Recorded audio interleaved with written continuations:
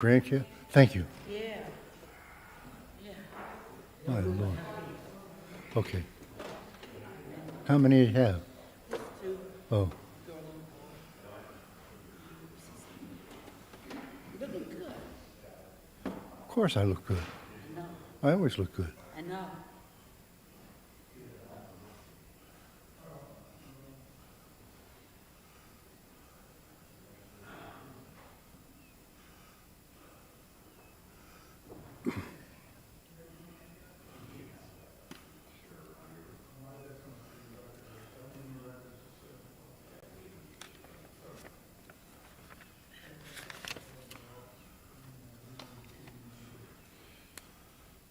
What-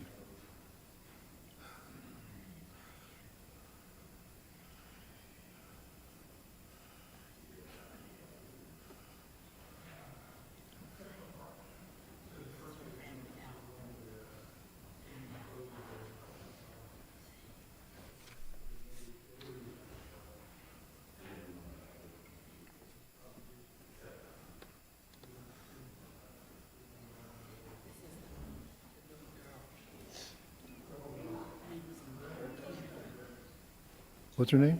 K-A-M. Oh, I thought for a minute you said Tamra.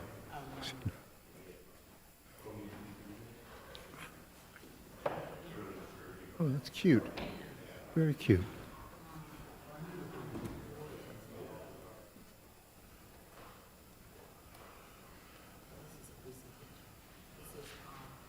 Kamari. He's really, oh, he's cute. Yeah. Very this nice. is his best friend. He goes to Montessori daycare. Oh, Yeah, it's a real good program. yeah, Yeah. My fully words. I'll bet. We just cracks you up. Well, if he takes after you, he'd be talkative. What'd you say? If he takes after you, of course he'd be talkative. She's a recent teacher. Oh, that's good. That's nice. It's nice. He's 3 years old.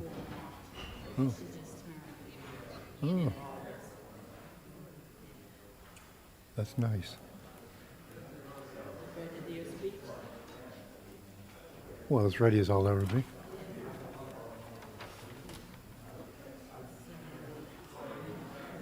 Oh, that's cute. Yeah.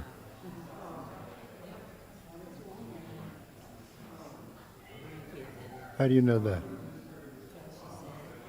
Oh, And he already took care of himself. oh. Hmm. Thank you for showing them to me. Yeah. I might come down to the school sometime to visit. I said, when you see them, you know,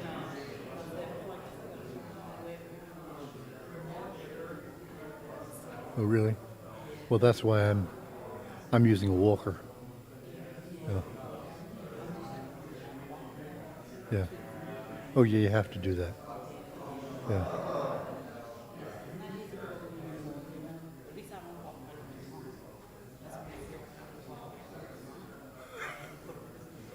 Oh, but if you pull those, I would actually fail. That's how bad it was. oh. Well, it's good to talk to you. I'll come down and visit you one day.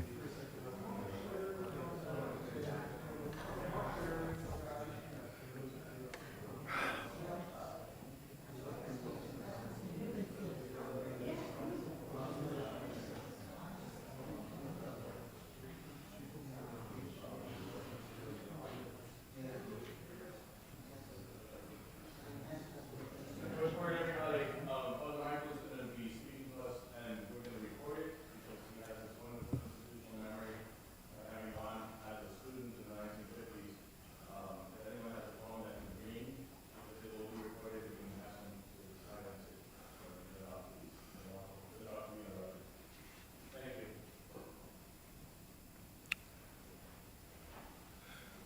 you. Are you ready to start? Okay. Well, good afternoon, everybody. I know quite a few of you and vice versa, but there are a lot of new faces that I don't recognize or don't know yet. So I'm Father Michael, And John asked me to give this talk about the history of the school. Not exactly because I've been here from the very beginning, but because I have spent a lot of time here. The school opened in 1942. I came here as a ninth grader in 1952 from St. Francis Xavier School and was here 4 years and graduated in 56. And then after College of Georgetown, I came back here and joined the monastic community. And ever since then, well, until last year, I was teaching in the school, except for those few years when I was teaching and acting as chaplain at Phillips Andover Academy in Massachusetts. So I've not been here from the beginning, but I do have a fairly long institutional memory. And I've tried to put some of that together in what I want to talk about today, which I hope I will not go on. I hope I can, I'm going to do my best to fill it, not to exceed the time that I have been allowed. Okay, right? There are two foundation dates to remember. The monastery itself was founded in 1924. The school was not founded until 1942. So for those first 18 years, the monks were not involved in education, at least not on the secondary school level. A number of them were teaching at Catholic University, and otherwise they were involved in weekend pastoral work and things of that kind. That actually was something of a problem in that there was no unifying community work. They were all working, but they were doing different things, and it was really came to be thought of essential to find a way of working that would bring people together in a common work for a common institution. So that's what they tried to do in opening the school. Now, all of the monasteries we belong to the English Benedictine congregation. And as you may or may not know, the Benedictine order is divided into what we call congregations on national lines. There are two American congregations, but we happen to belong to the English congregation because our founders did their training at the Abbey of Fort Augustus in Scotland and returned here and were sponsored by that abbey for quite a few years until attaining independence in 1946. So that's a little bit about the remote past history. The founder of our community we regard as Father Thomas Vernon Moore, a name I'm sure you've heard many times. He was a Paulist priest who was teaching psychology at Catholic University and had a number of close associates there, and together they were really interested in founding a monastic community which would be close to Catholic University and which would have close links with the university. And that's how he came to have the idea of a Benedictine Abbey here. He and his associates, there were four, they were left a group of four. They actually applied to the Abbey, the English Benedictine congregation, to be allowed to come and be trained in England. Father Moore had, during this World War I, had served as a chaplain in the U.S. Army and had spent a lot of time recovering, actually, from pneumonia or something like that, I think, at Downside Abbey in England. So he knew a fair amount about the English congregation. All of the monasteries in England ran secondary schools for boys. And most of the Benedictine monasteries in this country were also involved in education. Some of the big ones in the Middle West were actually running colleges. Otherwise, there are a number who were also running a secondary school similar to what we have. Thomas Vernon Moore's idea was not to have a school here. It was to be, for lack of a better term, and I don't think the term had been invented yet, it was going to be a kind of a think tank. It was going to be where a relationship between faith and reason were discussed, and writing done about that and so forth. So that was sort of the philosophical origins of the community. So in 1942, the decision was finally made to open a school. Thomas Vernon Moore realized that it was necessary to have this unifying work, and the school seemed to be the obvious thing. Almost all of the younger members of the community were keenly interested in the idea of a school, and consequently he was supported in this idea of opening a school on a secondary level.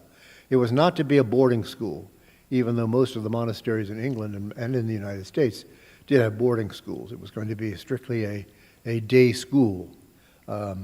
So in 1942, rather, take that back, 1942, in 1924, Thomas Vernon Moore and his associates went to England, went to Scotland, made their novitiate, came back here, and settled in a farmhouse and farm which they had bought on Sargent Road. If you're down on our playing field, and you look to that housing development next to it, that was originally the property of the monastery, and the original monastery was a farmhouse there. I don't know exactly what year, I've forgotten, when we moved up here in 1930, the farmhouse and so forth was sold to a group of Franciscans, and they ran it until they sold it to that housing development, the real estate people who developed that housing development there. So that's sort of the history of our location.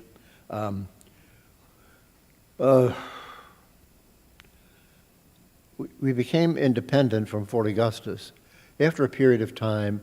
Dependent priories, as they're called, once they've reached a certain number of members, become what are called abbeys, which are sort of independent monasteries who sort of run their own affairs.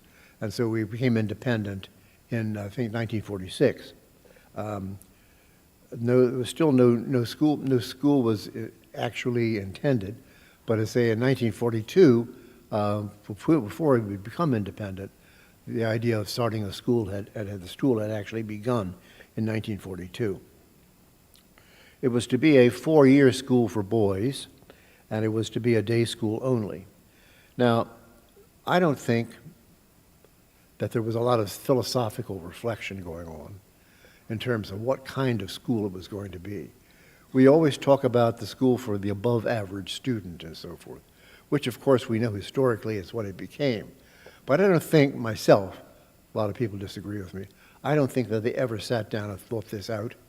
It was just going to be a 4-year school.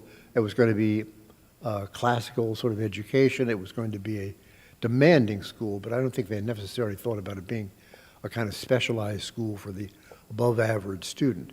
It evolved into that, but I don't think that's what they actually sort of necessarily planned. I don't think they had a very clear plan in mind at all, other than it was going to be a 4-year school for boys, and it was going to be a kind of challenging and demanding curriculum.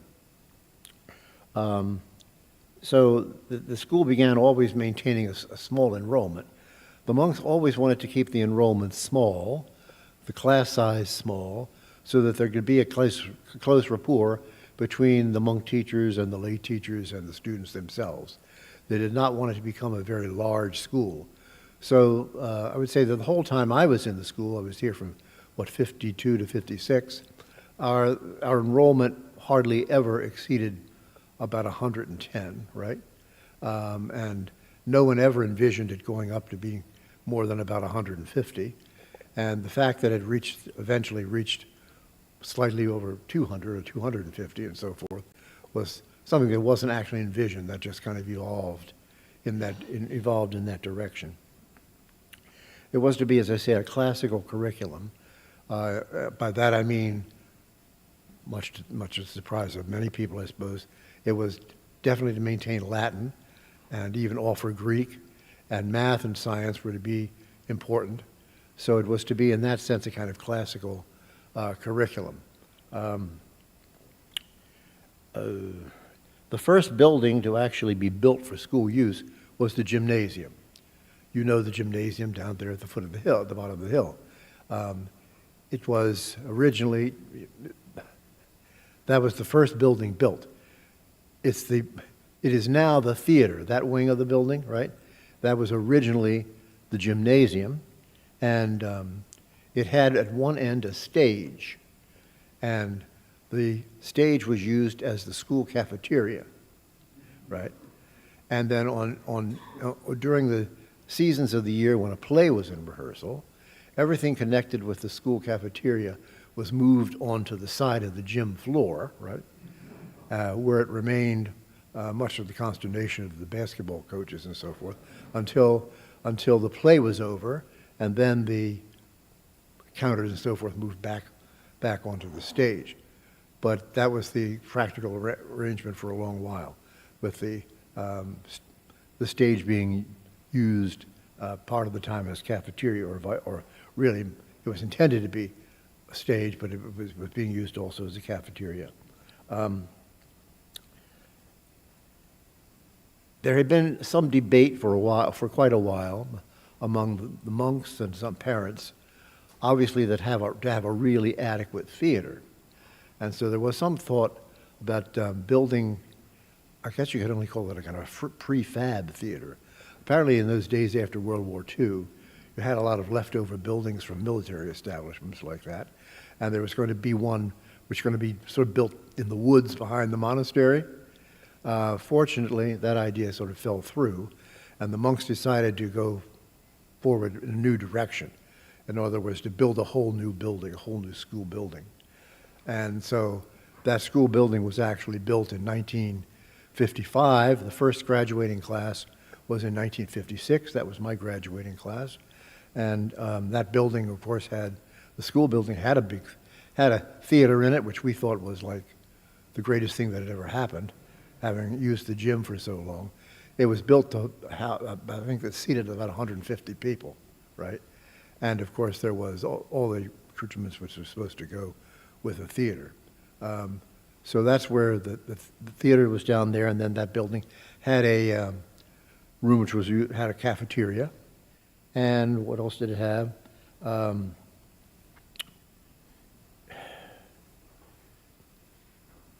That building was completed. When the building was completed, it was decided that the school could expand somewhat, but the monks did not want to increase class size. So it was decided then to open a 7th and 8th grade, which was not unusual for schools of that time, both in England and here.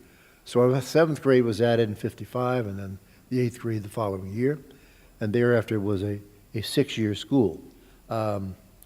The idea of grade 6 did not come about for a while. Actually,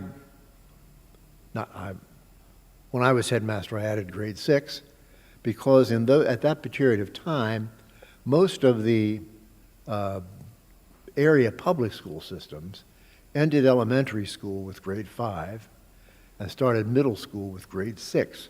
Previous to that, they had started middle school with grade 7, but then moving to grade 6. So parents began to be, if we have the idea of sending our boys to St. Anselm's, they're finished grade 5, what are we going to do with them for a year, right? So we decided to open a grade 6 to accommodate that. Now, of course, subsequently, as you might be surprised, the public schools moved their system back, which is one reason for a long while at least, and probably still we had a hard time necessarily filling our grade 6, but we maintained the idea of grade 6 through 12 school until the present time.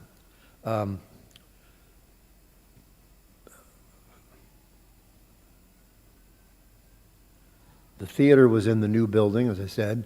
There was a cafeteria building, and there was also space for at least 2 laboratories. The school still maintained a low enrollment. Additions to the school, which came later at different times. The science wing was added,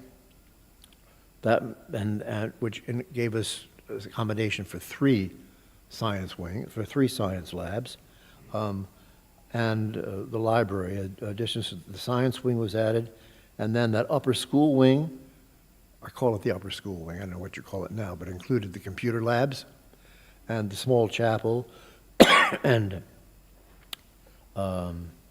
later the library wing was added, which and now it's what's the library. For a while it was also it was the cafeteria. Now it's the library. The library was added, and a new front entrance with new offices. And the athletic program was expanded. Originally, we were, believe it or not, some of you know this, obviously. I think for a couple of years we actually did have football here. I don't know. Clearly that wasn't going to work for long, so that was dropped. But soccer, believe it or not, I think I introduced soccer.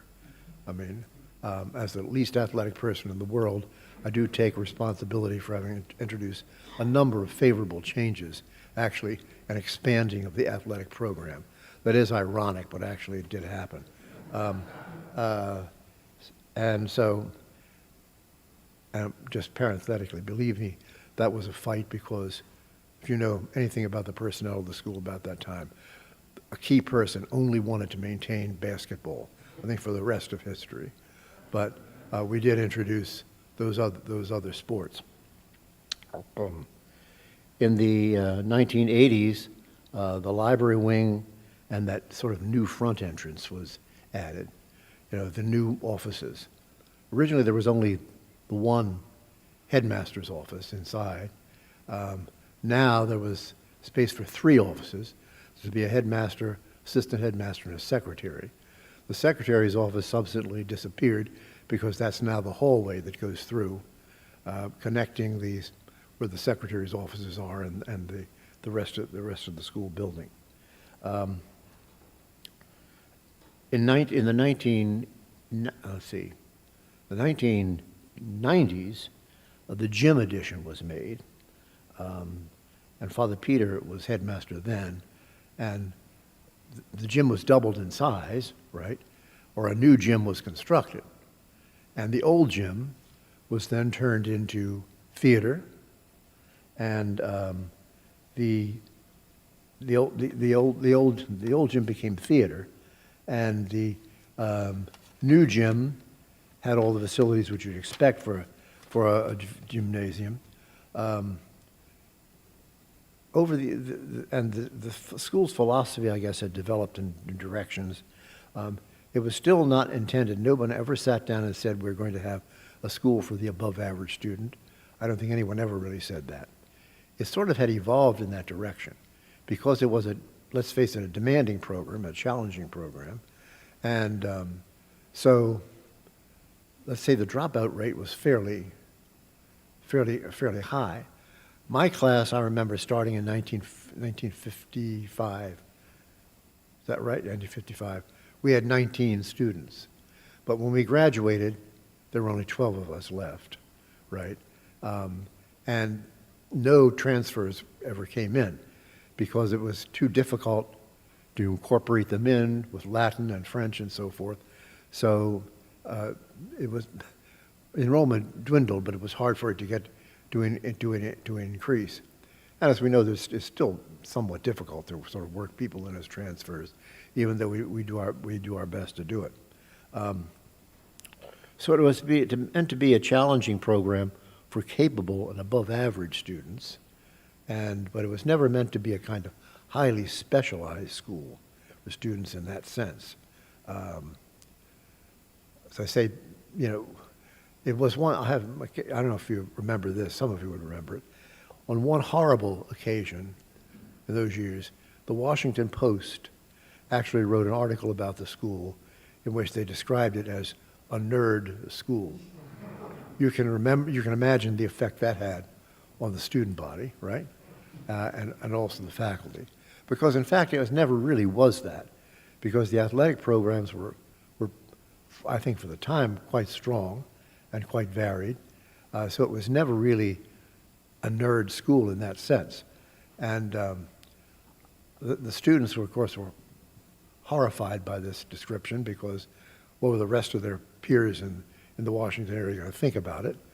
But anyway, that's all thanks to the Washington Post, who, at least in those days, was certainly not well known for its favoritism toward Catholic schools in any way. So that was that issue. So the athletic program, the theater program, and the other programs all sort of developed in new directions and prospered.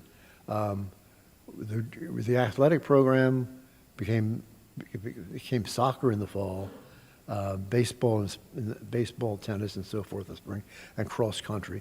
So we developed the athletic program, I think, significantly. The theater program was always strong from the beginning. It was Father Stephen, who was a monk and resident at that time, had founded the Priory Players, right? Some of you, at least I am, I don't know whether John was or not, were involved with the Priory Players. And we did 2 and later 3 productions a year. So the theater program was always very strong. And debating program and things like that. We had a very varied program. So it was never, strictly speaking, a nerd school in that sense. And as far as the athletic program was concerned, it was really fairly well developed. So it was not our reputation, but it certainly was a fairly well developed program to serve the interests of a lot of kids. So the school, I don't think we ever sat down really. I know we have it in print now about a school for the above average student and so forth. But as I say, it was never something that had been philosophically worked out.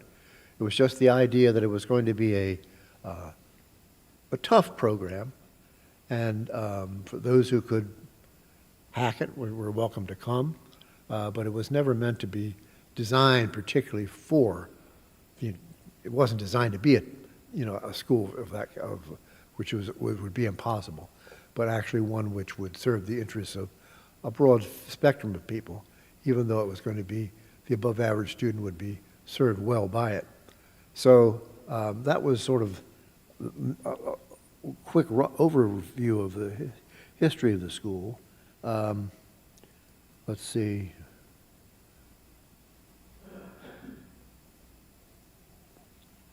Those are sort of the main things which I wanted to cover. And if any, I've probably left a lot of things out. So if any of you have questions about any aspect of the thing, or anything I've missed out or wanted to be filled out a little bit more, I'll try to do it. Does anybody have anything they want to, yeah? Michael, you spoke to the original building as the gym. Can you speak to the original school building wing that is now the senior wing? It was built just in the middle of the war, right? There was nothing built during the war. When the school opened in 1942, I should have mentioned that, there was no possibility of getting permission to build anything.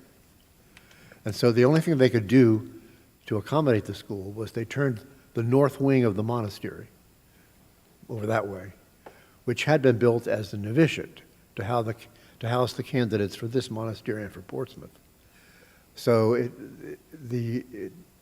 that's where the school was for the first, from 1942 to 1955, really, right? Did I answer that question? Yeah. Yeah. Anybody else? Yeah. What was service incorporated into Oh. the curriculum? And what was the thought process behind it? Glad you asked that, because it's one of the things I'm happy about when I was headmaster introducing the service program. A lot of schools had introduced that, a period of time in a week where students would go out and do service. So we introduced that. Ours was kind of expanded a little bit in the sense that the students left the property here and went to sites around the city. Eventually we had 12 or 13 different sites that we went to where kids served, and daycare centers and old people's homes and a whole variety of things which students did. And I think it was in my days, it was on Tuesdays.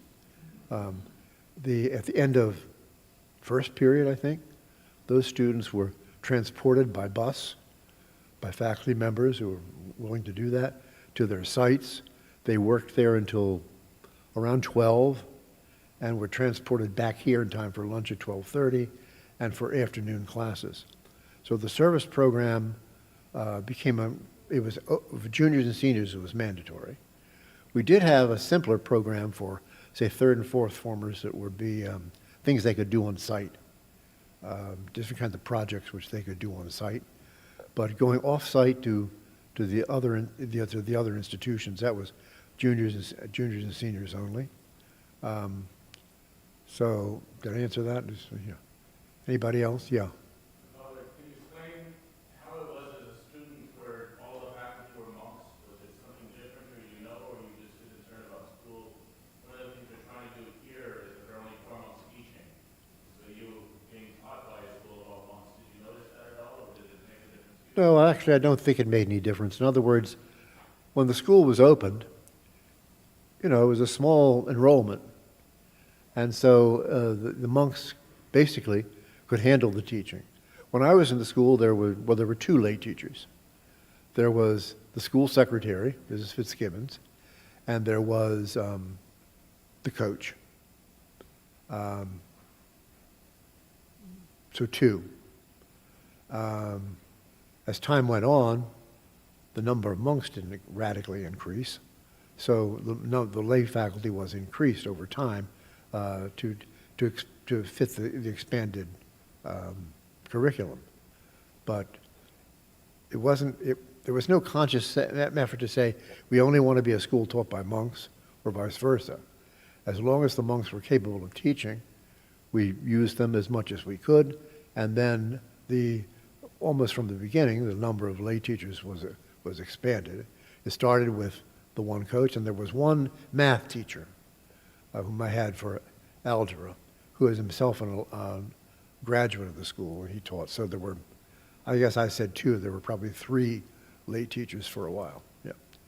But it was expanded as needed, and there was no philosophical idea about either excluding or making it exclusively a monastic faculty. Yeah. Yeah.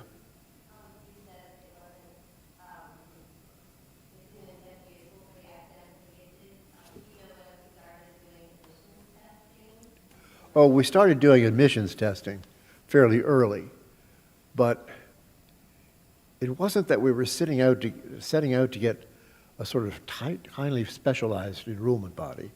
We knew that we knew what the curriculum was going to be, and knew it was going to be a demanding one.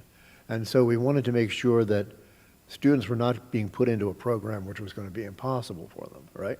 So we did do testing almost from the beginning, although the standard by which we decided who was admissible or not, that fluctuated with time. But we never set out to make it a specialized school in that sense. Yeah. Yeah. Was the school ever segregated, and when did it see its first student of color? I can remember it was never officially segregated, right? But like most of the private schools in the Washington area, it sort of was naturally segregated. I remember when the first black student was taken. His name just slipped my mind at the moment, but Fletcher Word, and so after that he grew incrementally, but it was. Pardon me? You would have graduated in 68. Who? You would have graduated in 68. Yeah, he graduated in '68, so he came in '63 or '4. Yeah. Fletcher Word the third. Larry and Ann was in this class. Yeah. Yeah. Do you have a sense of the proportion of non-Catholic students over the years? Well, the proportion of non-Catholic students has increased so much that I believe, I'm not sure, I wouldn't be surprised if it's at least a slightly more non-Catholic students than Catholic students now, right? No? It's been very close to that at times. It's certainly been 50-50 at times. We didn't set out for a plan for any of that either. It just sort of happened. And so more and more students who were not in Catholic schools were applying. And we didn't either include or exclude because of that. We just, based on their performance on the test and so forth, brought them in. Yeah. Did it grow a certain time, or was it a steady, gradual? I think it was actually a fairly gradual increase over time, right? I don't think there was any particular day or year after which it sort of blossomed or something. Can you talk a little bit about your accredited creation of the house system, what your thinking was, or why you did it, that sort of thing? Oh yeah, I should have mentioned that too. The house system was simply a way of bringing students from we wanted students in different grades to get to know one another. In other words, not just to know the small number of people in their own form, but, and by the way, that term form was adopted probably from a little bit of British snobbyism, right? And when we opened the 6-year school, the term form was added instead of grid. So we founded the house system because it was based on the boarding school idea. Obviously, these were not boarders, but it would be a group of students from all forms who got to know one another and participated together, say, in sports against one another and so forth. So it was meant to be a way of increasing the contact between students of different forms, older students knowing younger students and so forth. So that's why the house system was actually instituted by me. It was modeled on the boarding school system, but a number of day schools, at least in New England and so forth, had something similar. Yeah. So not much more I can say about that. But the house system the idea was to bring students from different forms together. So there was always going to be a small school. So that you didn't just know the 20 people or 25 people in your own form, but that you knew people both above you in the school and behind you in the school, and it could have increased the sort of, the social understanding of one another in the school. But that's why the house system was instituted. And of course, then we had to invent things which would make use of the house system more. So in other words, then we began the intramural program, which was operated on the house system, so forth. So, but the whole idea was to help students to know one another better. Yeah, yeah. Following up on the house system, Michael, you would have known all of the names of the houses, so Maine, Moore, Austin, and all of them. Can you speak to your memories of them a little bit? Well, we had to think of the names for these houses, and I thought of the names of past headmasters or people like that, right?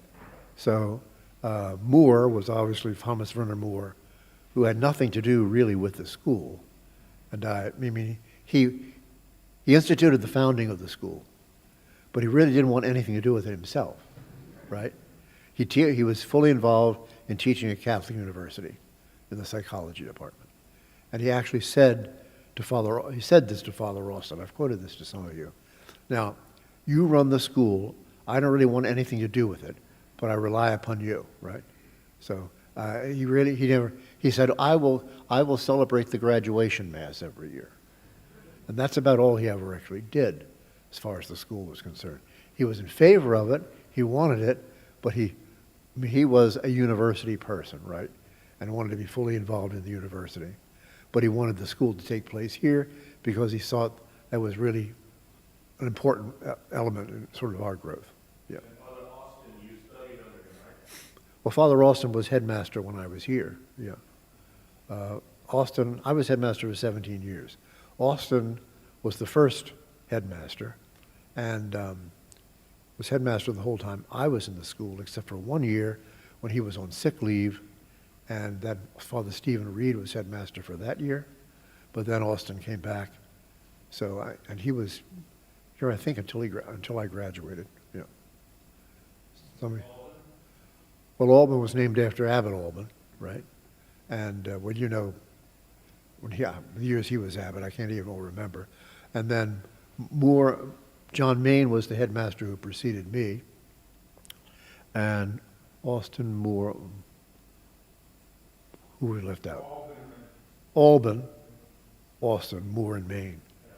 You see, all those names came from people who were so important in the past history of the school. Yeah. Yeah. Two questions. One, if you don't mind, if you can tell the story of what a lot of students have heard at the time, that there was a point at which the school almost went co-ed. If I remember right, that's probably one semester. And the second one, you mentioned the way the Washington Post was portrayed the school. The way that I understand it now, it's come up, the only one I know is this J. Matthews Challenge Index about how many APs you offer and that kind of thing. Do you know when we first started offering AP classes and or when it started to grow into the proportional size of people? I don't remember when we started the AP classes because it seems to me, as as long as the AP system existed, we had it. I don't actually remember the year in which it may have started. But from the earliest days, we did teach classes which fit into that category of AP classes and which attempted to follow the curriculum which was defined for those AP classes. As far as the co-ed thing is concerned, well, what can I say about that other than I had been teaching at Phillips Andover, which was a co-ed school. And so I got to be familiar with co-ed schools. And I had become convinced in my heart of hearts that the school would be better off if it became a co-ed school. And so I was always sort of quietly promoting that idea. Parents were interested because they wanted to know where to put their daughters, particularly after Immaculata High School. I don't know if you've ever heard of that, which was sort of the girls' school, which was, sounds pompous, but the girls' school comparable to ours as far as the academic background went. And Immaculata closed because the sisters who ran it, basically they needed the money for that, from that property. So Immaculata closed, and so parents were saying to me, what am I going to do with my daughters now? Well, there were lots of other girls' schools. But they said, couldn't you take our daughters in? And I thought to myself, this is my chance, right? I can say to the world, well, you see, it's a matter of serving these parents of ours that I'm taking these girls in. This shocked me. When I discussed it with the seniors, say with the students, they thought I'd gone out of my mind. You know, that I was going to admit girls to the school because they thought it was going to change. Not that they were anti-girl exactly, but they didn't want girls in the school. So that co-ed thing never actually got off the ground, but it was at least proposed, and it was really a reaction to the closing of Immaculata. And parents saying, now, where shall we put our daughters? And not that there weren't other good schools around, but they said, we want one which is just like St. Anselm's. And I said, well, I don't know whether there is one just like St. Anselm's, but anyway, I'll consider taking them in. But that didn't fly. Actually, I had permission from the monastic council, and I had permission from the board of the board of advisors to do that. But it never got off the ground because, you know, and there are various reasons why it never really got off the ground. Not the least of which was the fact that the students who were already here, I thought they would be my enthusiastic supporters. You know, you want to take girls in the school? No, they thought I'd lost my mind, right? That shouldn't happen here. That was for some other school. It was not for this school. Yeah. Anybody else? Yeah. Father, you mentioned French earlier. I hope I didn't miss this, but you talking about the fact that I remember when I joined in 1990, when you were the head, French, and then they could add Spanish later. I think you were the one who made the decision that we should have a non-European language instead of Arabic. They did the decision for what? Non-European language. Oh, yeah. Language choice. We taught, originally it was the modern languages taught were French and German. And the German never really attracted a whole lot of people. So basically, was people were taking French. And I don't know what I thought. I thought that we needed to expand that program and to include some non-European languages. So I think I came up with the idea of introducing Arabic, which we did, and whatever the other ones we have. But that was just a response to the sort of need to expand outside the strictly European languages. I don't know if I'm answering that question or not, but you see what I mean? Yeah. Right, definitely, because I remember when you had supported the idea of Arabic.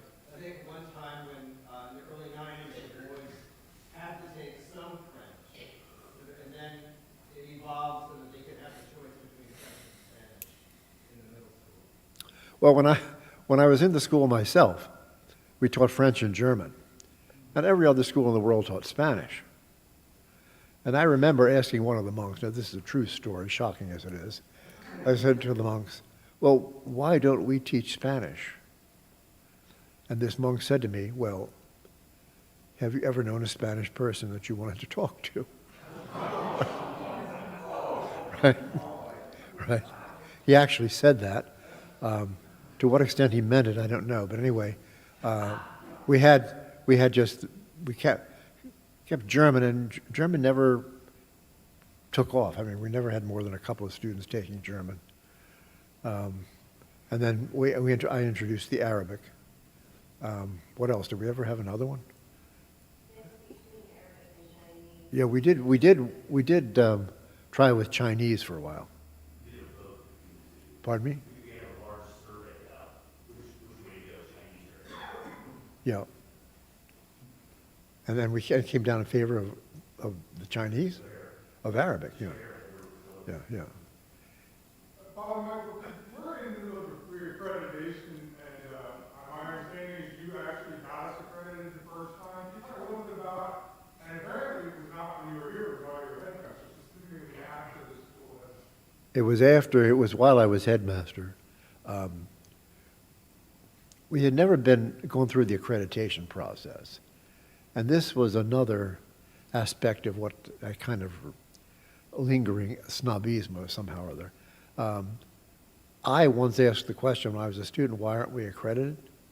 And the response was, well, why should we have to be accredited? I mean, we're the best school around, and everybody knows that, so what would accreditation do for us?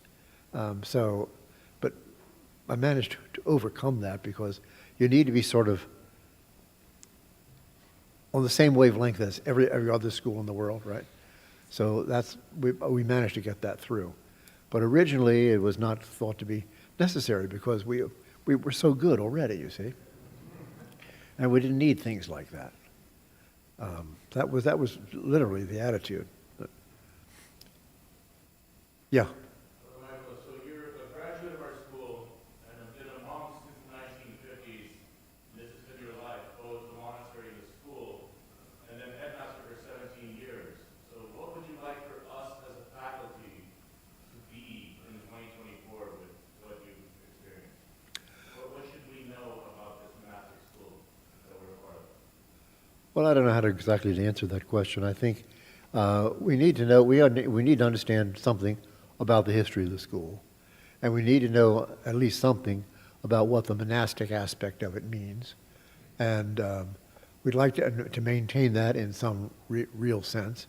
Beyond that, I think we should try to, we need to, I always thought we needed to be aware of what other schools were doing. In other words, at least initially, we tended to have a very standoffish idea about that. We are what we are, and we're very special. Well, that may be true, but we also need to know what the rest of the educational world is doing, and we need to keep in tune with that. So I think we need to preserve the best of the past and also be attuned to what the future is demanding of schools and education in general, and respond to that as well as we can. That's about all I can say about that. Yeah. Anybody else? Yeah.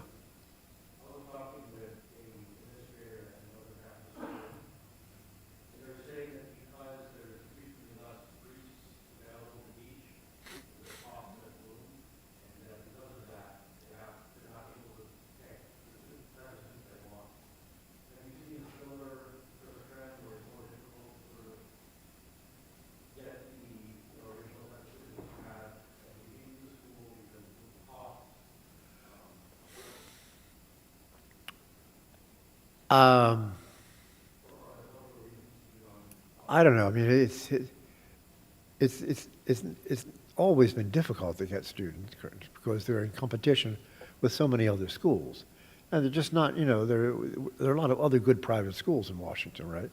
And there was a time when sort of the Catholic population would not have thought of sending their kids to a school that wasn't Catholic. That disappeared a long time ago. So we're not just in competition with, say, Gonzaga or St. John's or something, but with all those other private schools.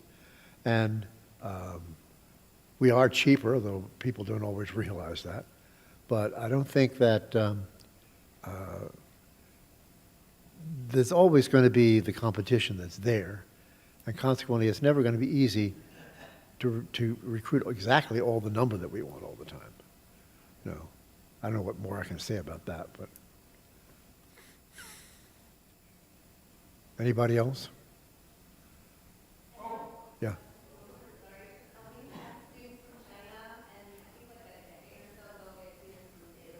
Yeah.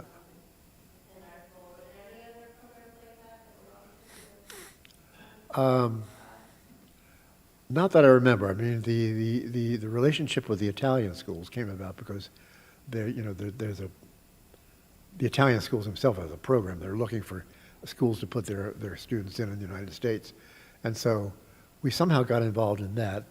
And for years we always had 4 or 5 students from Italy. And I don't think we ever really had a formal program with China. But we did have Chinese students do for a while. But those 2 are the only ones I remember.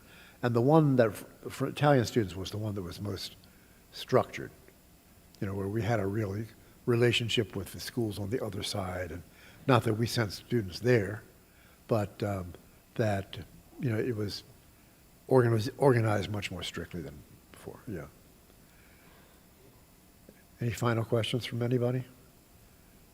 Okay, well, great. Thank you very much, Father Michael.